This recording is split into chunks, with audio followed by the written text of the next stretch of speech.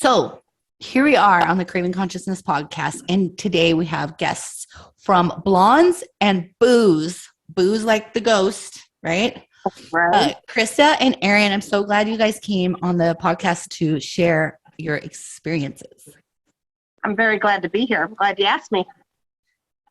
Yeah, thank you so much. So what made you guys start your page, Blondes and Booze? Well, we're both very much into the paranormal. And then I'll let Erin tell her story, but like the metaphysics side of it, we just thought, we could do a little bit of everything from ghosts to demons to metaphysics to serial killers. So that's what we do. Yeah, just fun. I mean, we get along, so, we're kind of dingy, but we try to be, stick on topic and yeah, it works out well. I love it. Yeah. We just kind of, I wanted to do something a little different and wanted to reach more people. We have a lot of people that ask us questions at places, and I feel bad that people don't have a lot of those answers sometimes, and you don't get answers to things from very reputable people sometimes. You Google things and sometimes it's hit or miss.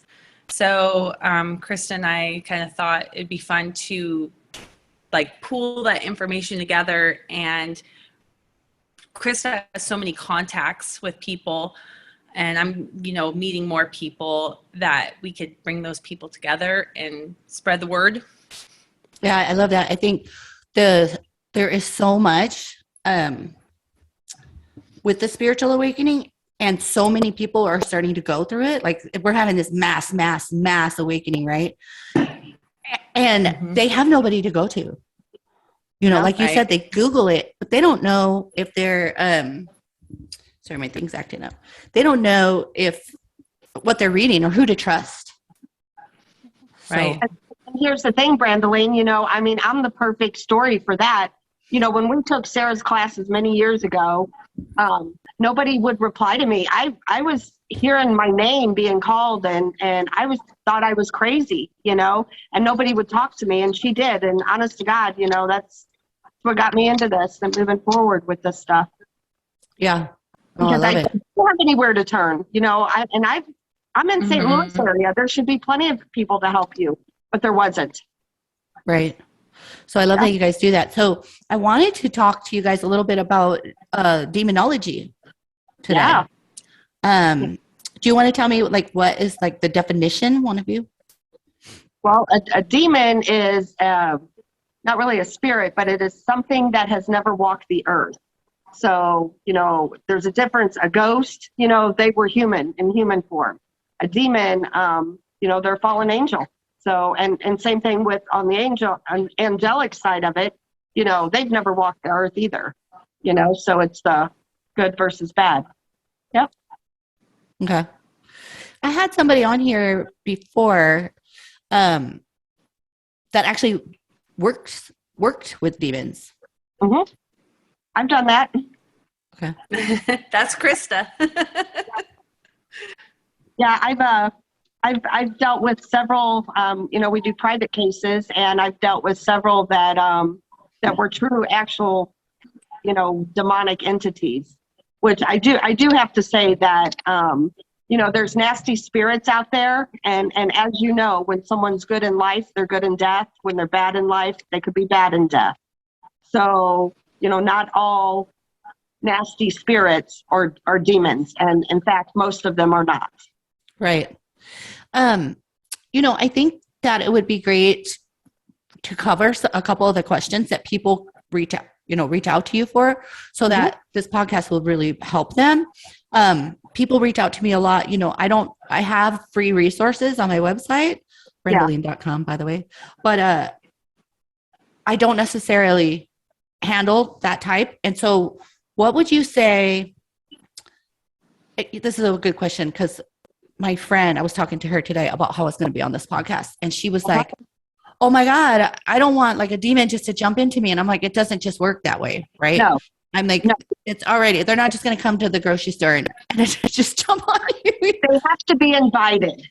So be it one way or another, like if you go to an antique store, and buy something that has a demonic attachment, that's bringing it home and inviting it.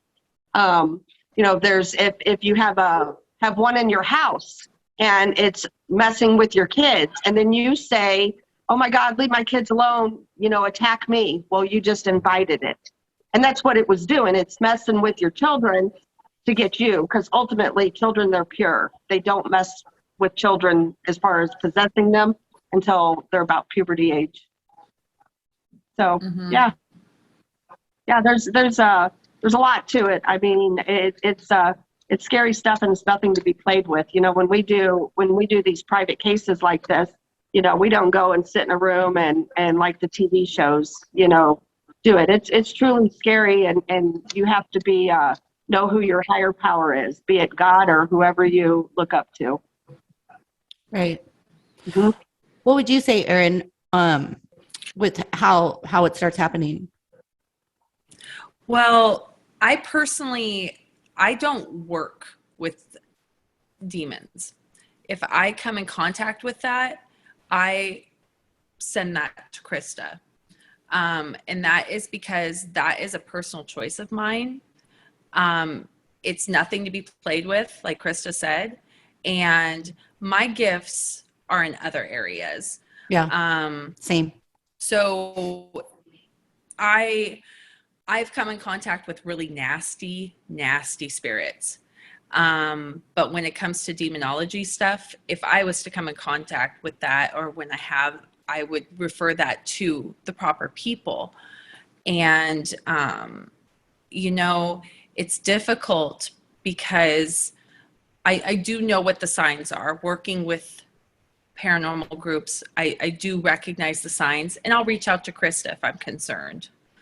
But there's a lot of mental illness, though, and stuff that is associated with that.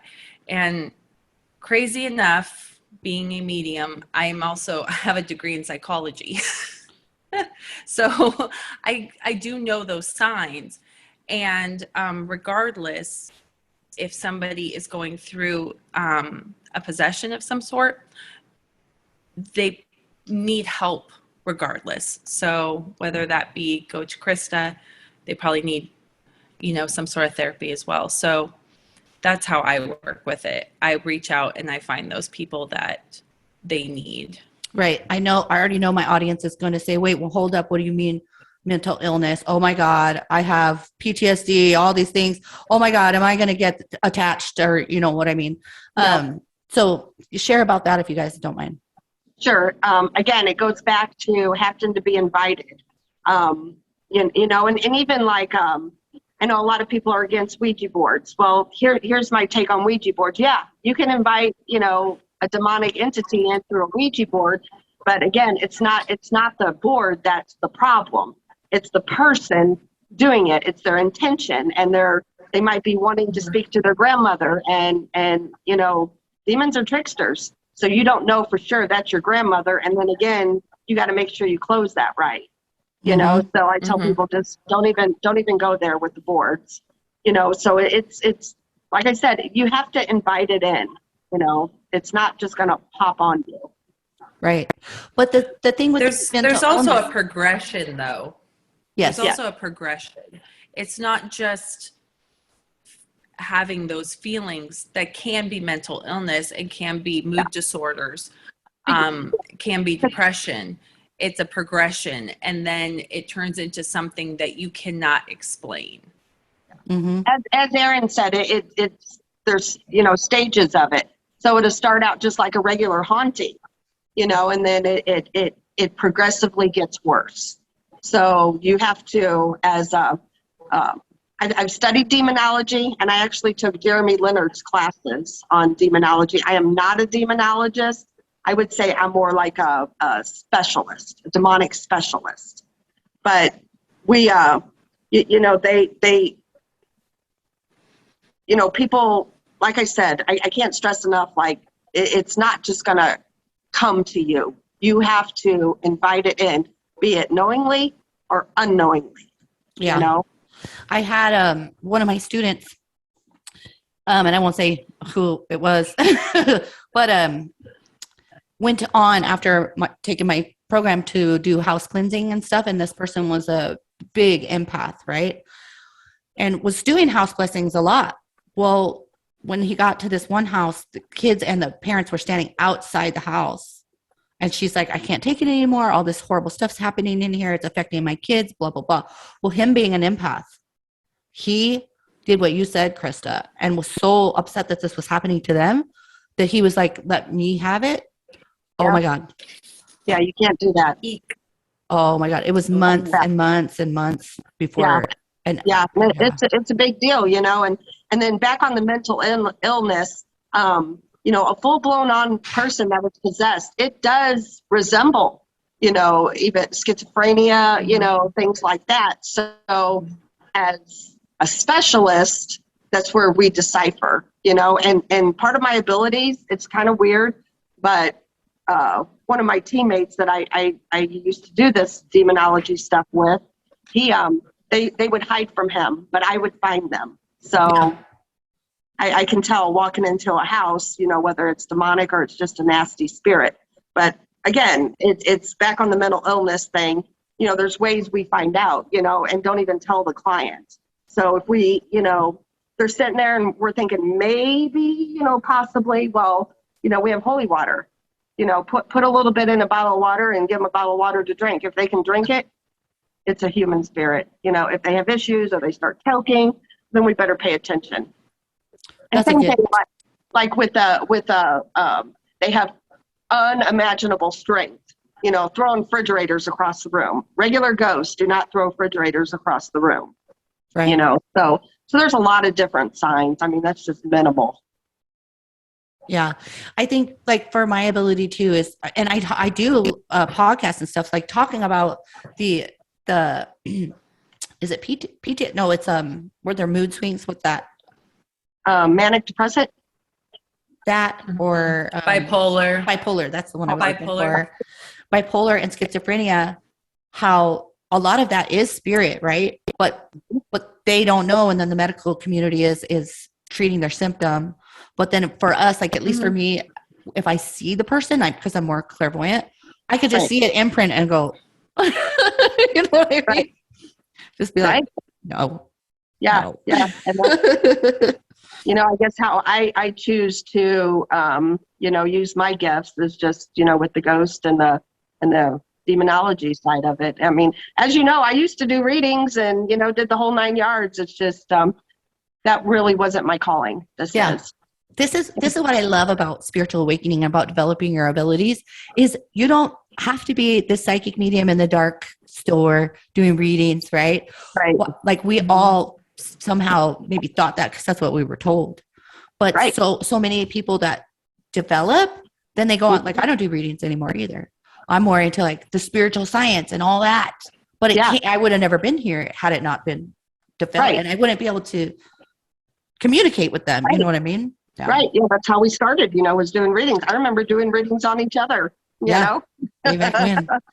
So, I guess for the demonology, what do you think, like tips you would give? It's like, number one, don't invite them in. Or are there more signs that you want to share with the audience? Or, I mean, there's just, like I said, it starts off as a regular haunting, but keep in mind, demons are far and few between. They really are. They're just a handful. Mm-hmm.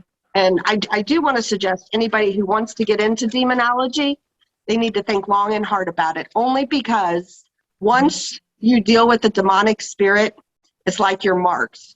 Yeah. So it might be 30 years down the road from now, but they might not mess with you, but they might your children. Can you deal with that? Mm-hmm. So for anybody wanting to get into it, that's I don't suggest it unless you totally are aware and you understand what could happen, and you got to stay right. For me personally, it's with God. Yeah, you need to have your support team. Yep. And you need to, stay in a high vibrational state. Right. Exactly. And then, if my team, I have a couple other teammates that also, do this and have messed with the occult in their younger years, so they kind of get what goes on. But you just have to know, that this could happen, not tomorrow. You're not going to be haunted tomorrow, but it could be, 15, 20 years down the road when you're at your lowest point. And that's where they can come in. I know a lot of drug users, a lot of people who are really down and out, just by using the drugs and stuff. That's kind of an invite. Yeah, it is. It's like, it is an invite. Yeah. Because when we're talking about the law of attraction, right? You're at a different frequency level. If you're really low, then that's what you're attracting to you, is the frequency. Yeah. Yeah. And that's, and here's the thing too, like when people, as people go to a cemetery to grieve, I personally don't believe that person is there. I believe that they've went on, and you hear a lot about haunted cemeteries. And I'm not saying they're all demonic, but I mean, what better way for a demon to hang out and catch on to someone? That's true. I never thought about that. Yeah. So, a lot of that's my personal opinion, as far as cemeteries go. But yeah, just when people are at their lowest, and you got to just keep turning your faith, what you believe, in your higher power. Yeah. So Erin, you said you don't really work with the demon side. What is your your niche? Like, what do you love to do? I mostly do readings. I do a lot of gallery readings. Gallery. I go to locations. I do gallery. I also work with different paranormal teams as their psychic medium. So I'll go into locations. My favorite is to go to private investigations to help people. I'm really more about working with the people. So I'll go to homes. I'll do a walkthrough, relieve a lot of that fear in people, because they'll think that they're getting scratched or they'll feel touching, things like that, and they will be terrified. And so I really want to help them with knowing that whether they're, agitated, kind of being able to be that bridge between the two, letting them know who it is, what they're wanting, and then kind of just combining the two together. So that way everybody can just live peacefully, in a sense, and nobody has to be scared. Yeah. So educating your client. Yeah. Right. And so I do a lot of that stuff. More working with people. Grief is horrific, and grief takes so long. And I can't tell you how many times I've given a reading and just somebody has been able to just breathe, you know, and have faith that there is something more. And it's amazing how that little bit of faith can just grow and give somebody a whole new outlook on life. So that's kind of where I do a lot of my work. That's where, if I do come into contact with something that is extremely negative or demonic, that's where I can come into play and put these people into other people's hands that I trust, I know have the right information. So that's kind of where my thing is more with helping people and bridging the gaps. I love that you said that. I like to work with children, and children too. Like, I'm very passionate about working with children. That's really what brought me into this. I've always been a medium. I've always had abilities, but when my own son started showing abilities, I was lost. I didn't know how to help him if I didn't know me. And so I work a lot with parents with children who are sensitive, and helping them understand whether they have abilities or whether they don't, but being able to help them understand so they have the tools to help their kids either develop or protect, however it needs be. Yeah. Yeah. I know. I absolutely love that. And I feel like it's so needed. It's so called for and I love that you said bridging the gap, because it really truly is bringing the two worlds together. and giving those people tools. Because 1,000,000%, that's all, the people that would reach out to me. Oh my gosh, this is going on in my house, or what do I do? Or, those things. And then it's funny you said, well, it's not funny about the grief. It's so true. Mm-hmm. You can tell them one thing that nobody else can tell them, and they're like, oh, thank God. Oh my God, Right. they're okay. Right. And I think for me, because you guys probably both know I lost my husband just 5 months ago. Without having this knowledge, I would be a freaking mess, a way worse mess, rather. Without really knowing that he's there, that's his voice, that's his feeling, that's him nudging me, encouraging me. You know what I mean? I would still be going, why? What? Why? Is he okay? Is he really over there? It's amazing how they can still help you from that other side. Really is. Right. And Yeah. the funny part for me is like, I guess I consider myself an empath because I could feel other people's feelings, but I don't take them on as my own.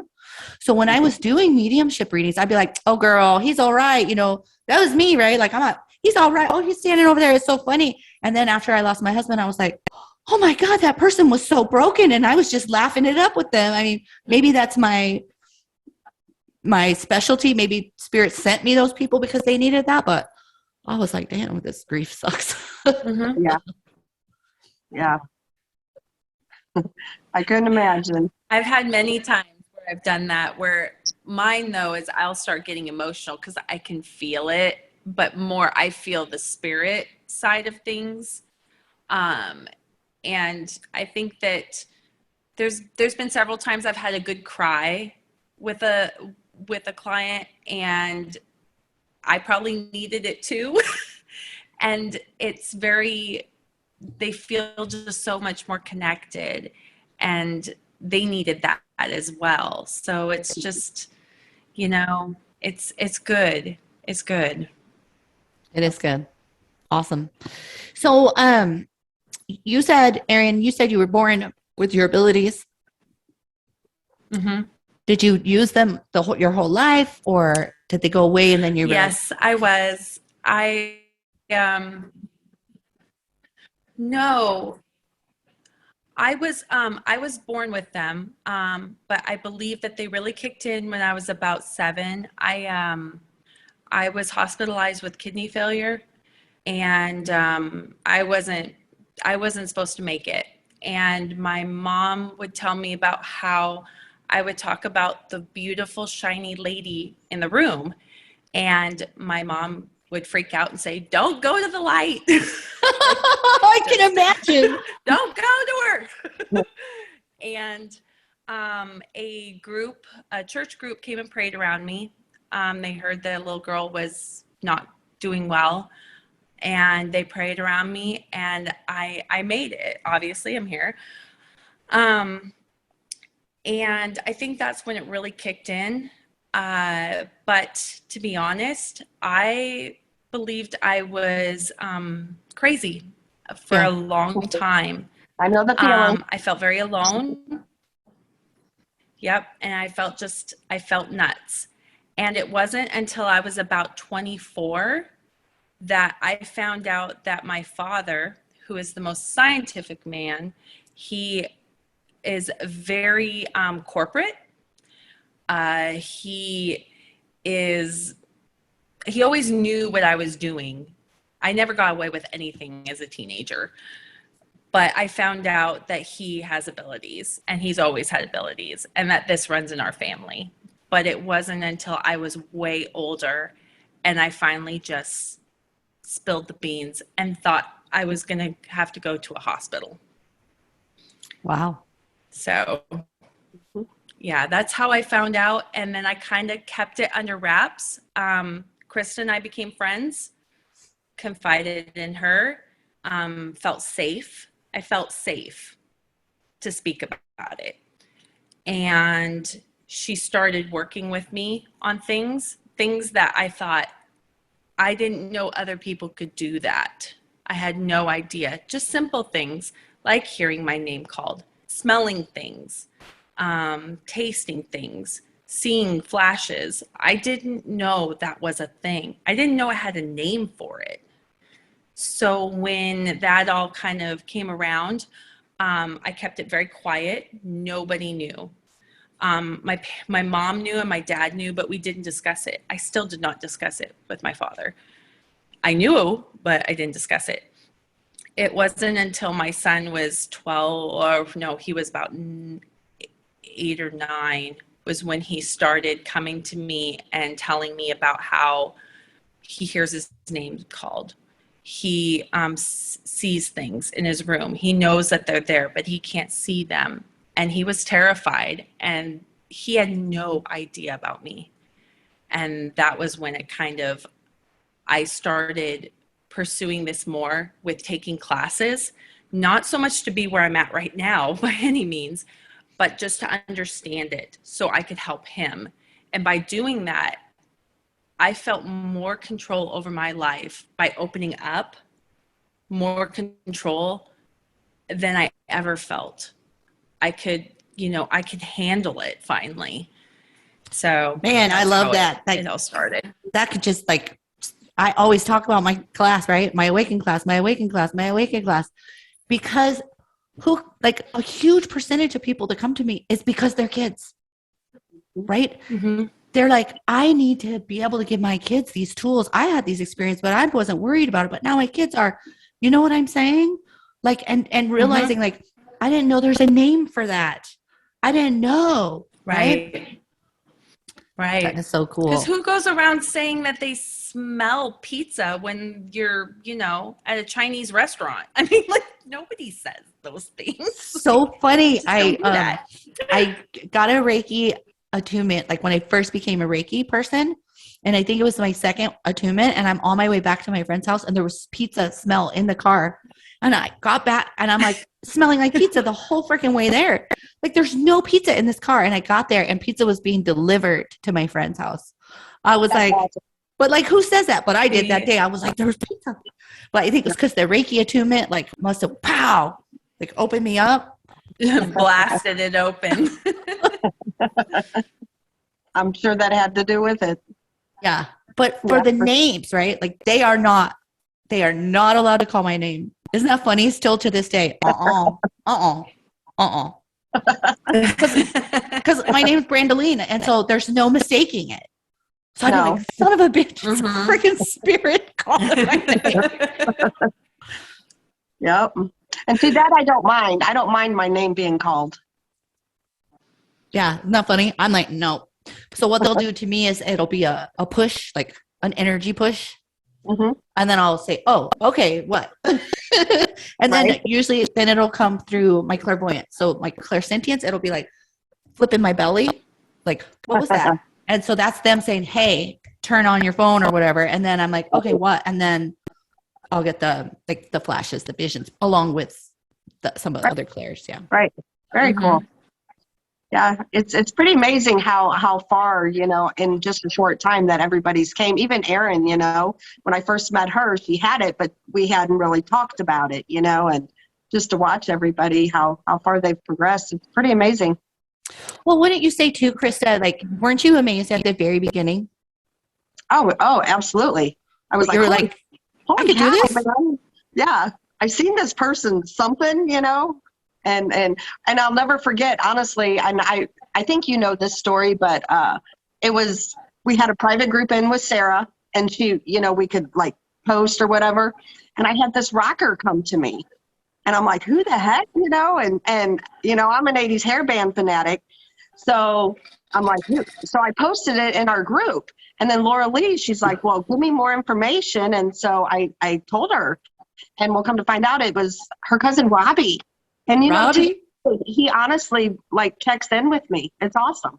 Oh, I get goosebumps right now. He's like, that's right. Talk about me. He hadn't found his mom. She hadn't reconnected with his mom since his death. So it was really cool. She was meant to, get back with his mom. And I mean, just the whole story was crazy. But I'm like, oh my God, I did that. I saw that. I saw him. It was cool. It was cool. So you saw him in your head, right? Or yeah, what? he followed me around. He wouldn't leave me alone. Yeah. It was like 8-9 years ago when we first started, you know? Yeah. Well, a long Yeah. time. It's got to be at least like 8 or 9. And then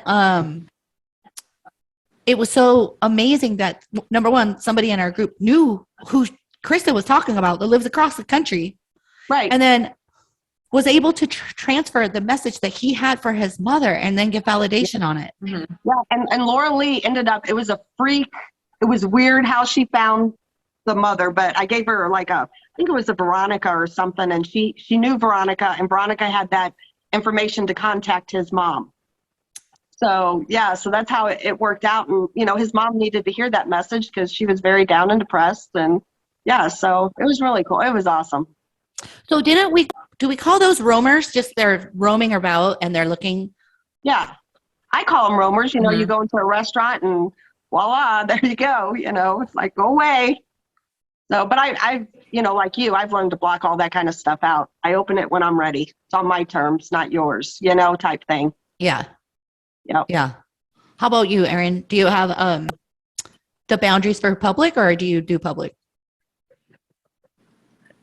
Public? Like if you're Like at the out- restaurant, do you deliver the mail, or do you have boundaries where you're like, don't talk to me. I'm at the restaurant. It really depends. So there comes a point where sometimes I can't. I try to keep those boundaries when I'm out and about, and I've gotten very good over the years of being able to just tune it out. Every now and again, I can't take anymore, and I have to give the message. It's more times, I'll be honest, it's more times if I've been drinking. If I've had alcohol, They're like on if you. I'm at the bar, there has been many times that I'll go to get my husband, and I'm like, ooh, I gave a reading I didn't mean to. I gave a message. And he's like, dang it, now we gotta leave because Erin made somebody cry. So it's like, those are really like the only times. I try not to do that because I don't really Yeah, 'cause like that's not to. good. That's not good to be drinking alcohol and give messages. Right. Just throw my 2 cents in. Right. My rule, I was- have a boundary for them. After 2 glasses of wine, no. Yeah. 2 is Yeah, and that's pretty much like, that's where I'm at now. Like I've learned how to like make those boundaries. Like I didn't know how to do it before.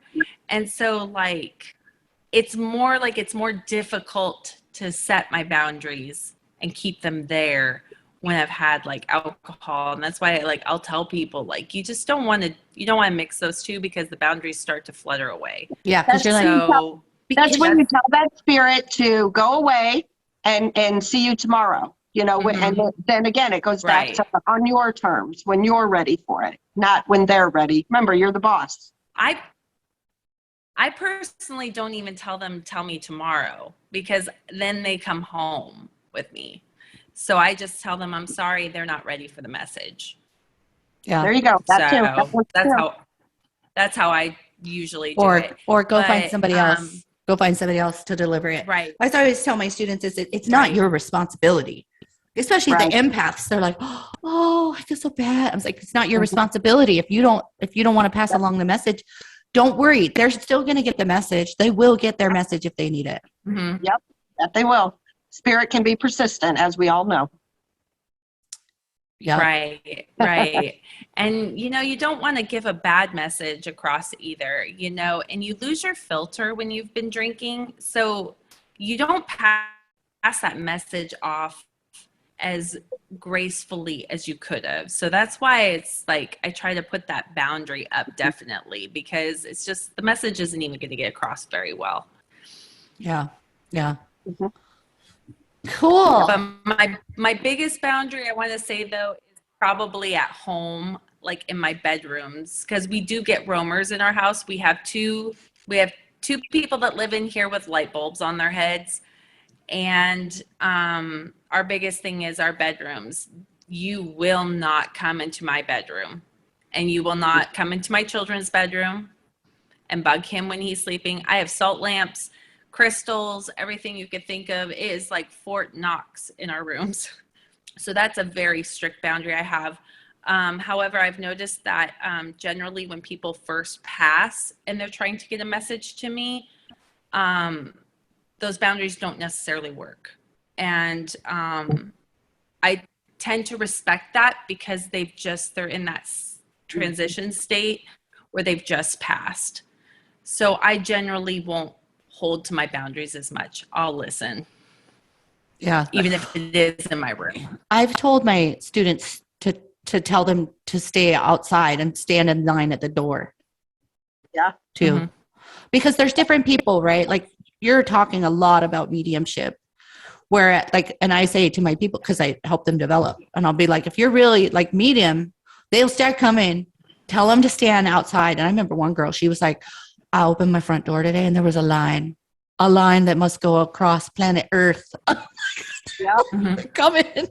Where you tell them one at a time, that's all you can do. And then get that message, make them go back out, ground yourself and go at it again if you're open to that, Mm-hmm.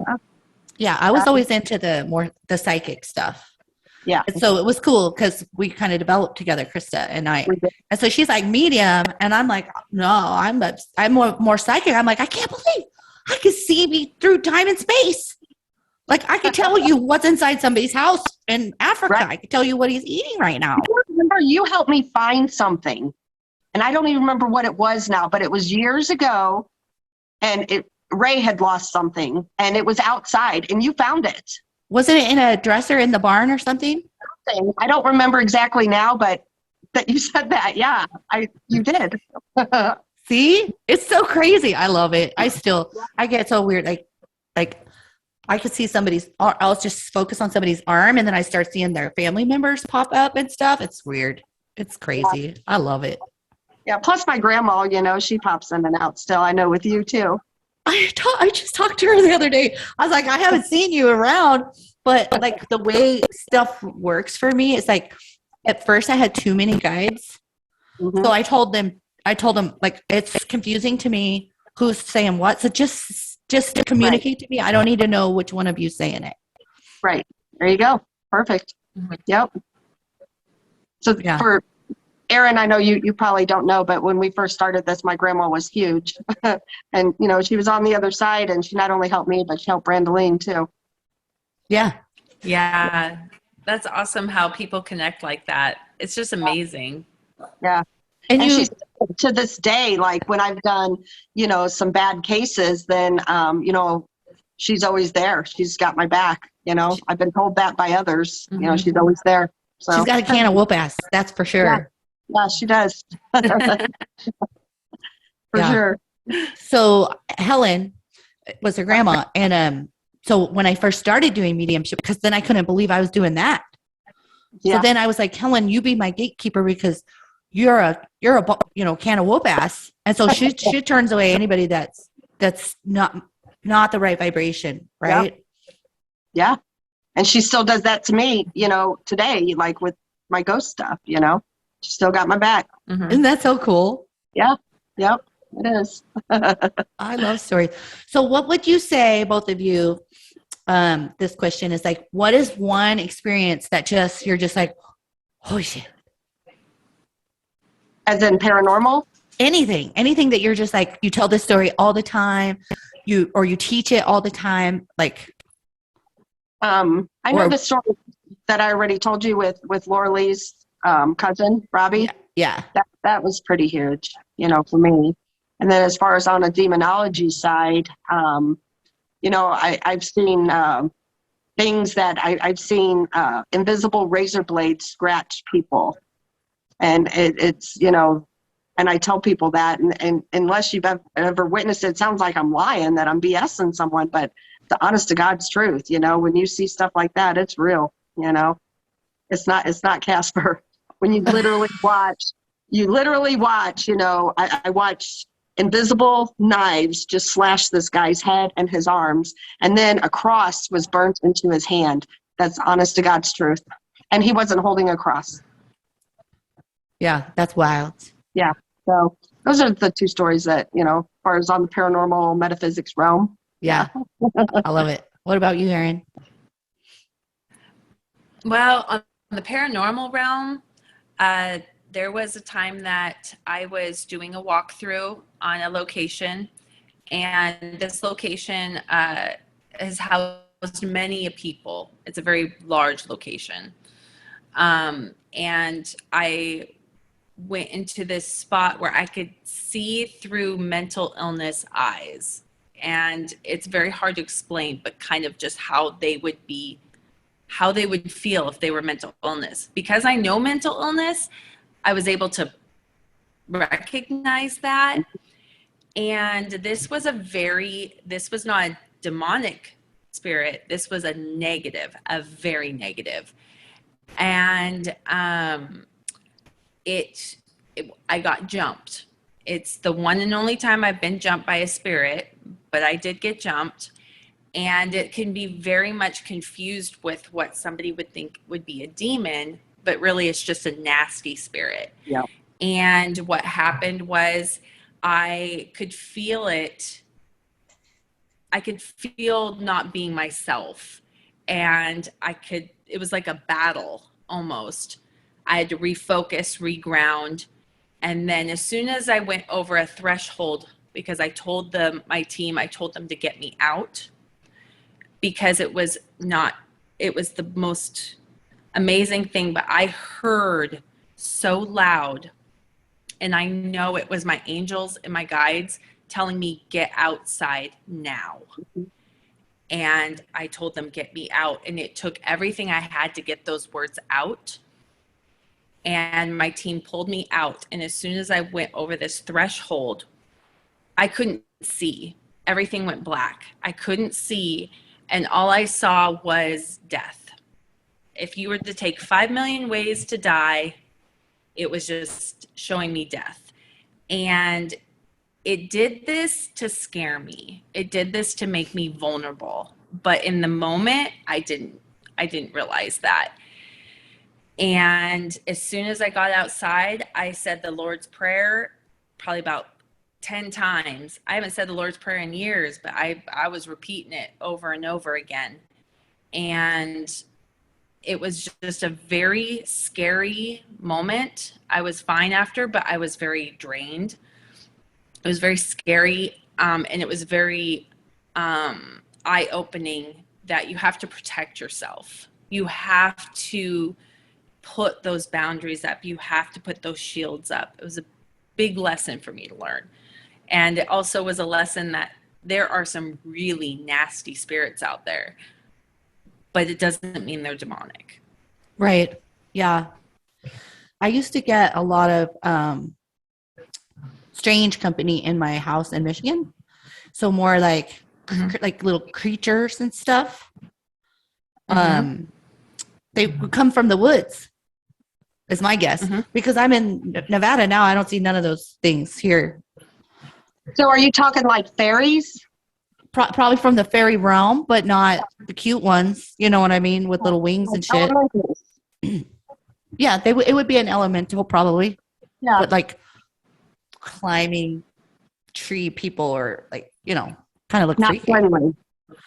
Not necessarily friendly. Yeah. Yeah. But we would get a lot of that activity in our house in Michigan, maybe because the basement, all that. Right. Being in the woods, being in a really old house too. But yeah. Wow. Very interesting. I'd like to learn more on elementals. yeah. So do you have a class on that?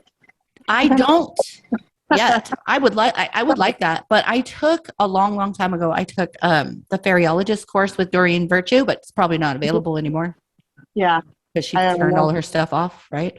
But that just kind of got me just started. And then it was really my clairvoyance. Yeah. That kept me, and my clairsentience that kept me going on that. And so, and I guess the fact that once you get so much validation with your abilities, you don't deny it anymore. And so nobody could ever validate seeing the fairies that I could see. Right. So I just went with it. You know what I mean? So I'd be like, do you see that? Or do you feel that underneath that tree?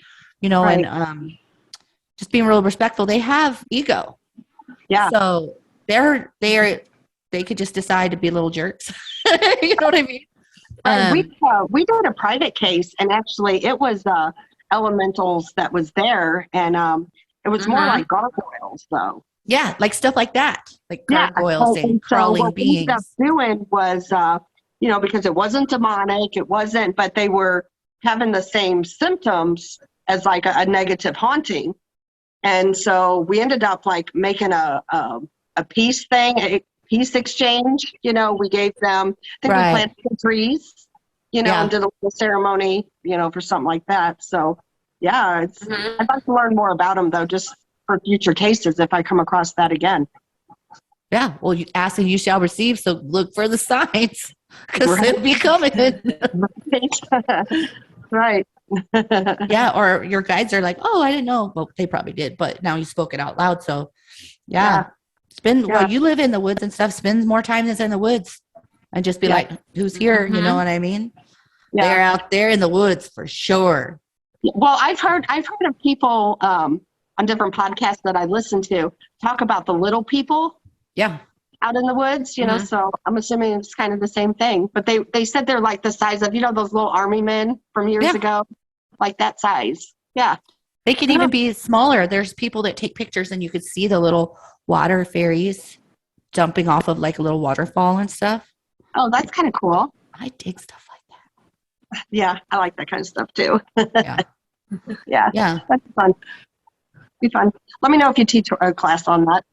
Yeah, I'll let you know. I mean, I know a lot of the basics, so I could totally do a basic, but it's really, I think what it really comes down to is you having a good enough heart for them to grant you access to seeing, hearing, feeling them.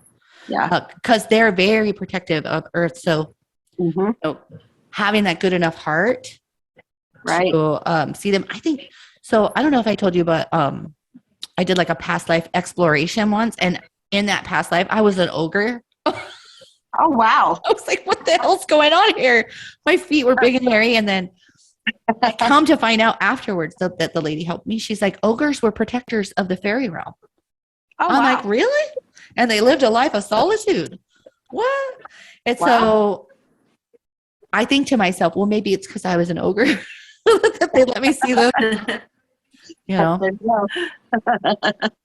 But doing them any sort of special, like they love milk, goats, they love pure milk, like goat's milk and honey, and they hate lead. So, interesting. Yeah. And ask them for help. Anything that we ask, it'll come, right? So I had a student that collected little gnome people, like little ceramics, and she put them on her altar, and she would ask them, and she wanted them to help her. And then she was asking for money, and she woke up and she felt these hands on her neck, and she's in her mind, she saw this necklace, and it was the gnome people. And she's like, the gnome people were still on the altar. They weren't like literally in bed with her, but they took her out. And then she ended up finding this same necklace that they put on her neck in her vision or whatever. Wow. With her problems that she was asking. So that's really cool. Very cool. Yeah. That's awesome. So tell the listeners, where can they find you? I know it's Blondes and Booze, but I know, Erin, you said you had a page separate as that. I have a Facebook page called Psychic Medium Erin Eck. That's Psychic Medium and then ERINECK. Just like it and follow it. And if you have questions or you need help or answers, just message me and I will definitely answer and put you towards where you need to be. Yeah. I love that. You guys are all your spiritual guides. We're all spiritual guides, right? And the more that we learn, the more I'm like, oh, here's this connection. Here's that connection. Like I don't do readings anymore. So I'm forever referring readings, Yeah. And Blondes and Booze. And then what paranormal group are you working with? I am with Haunted Souls Society, and we're on Facebook. Like us on Facebook. And then we do every year, we do what's called Fall into the Supernatural. So this year is September 23rd and 24th in Lexington, Missouri. And we have a lot of cool speakers. I have everybody from Josh Hurd from Malvern Manor. I have Jereme Leonard from TV show Ghost of Morgan City. Jessica, I don't know if you know the mermaid medium, Jessica Potter. She's awesome. She's coming to speak. Her and Erin are actually doing the gallery reading that weekend. And we've got a Bigfoot guy coming from North Carolina. So, and then a friend of mine, Terry Mosby, she does on UFOs. So it's just a whole wide variety of speakers, and it's always a good time. And we're actually going to do a Bigfoot hunt, something I've never done. That sounds fun. Yeah.